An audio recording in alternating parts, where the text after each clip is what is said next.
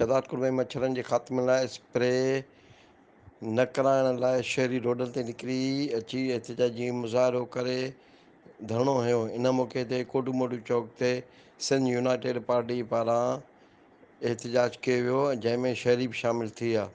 एहतिजाजी मुज़ाहिरे खे ख़िताब कंदे SUP जे अॻवान हमल ख़ुश्क, अलहदाद ख़ुश्क, अख्तियार जमाली, पपन मक्सी ऐं ॿियनि चयो त शहर में दहण बावजूदि हिन वक़्त ताईं मच्छरनि जे ख़ात्मे लाइ को स्प्रे कोन करायो वियो आहे। हिननि इल्ज़ाम हयो आहे त DHO कंबर शहदादपुर ज़िले लाइ मलेरिया जे ख़ात्मे जूं दवाऊं पिणु विकिरो करे छॾियूं आहिनि, जॾहिं त मच्छरनि जे ख़ात्मे लाइ आयल स्प्रे जा बि फंड्स हड़प कया पिया वञनि। हिननि घुर कई त शहदादपुर में मलेरिया ऐं मच्छरनि जे ख़ात्मे लाइ फौरी तौरु स्प्रे करायो वञे।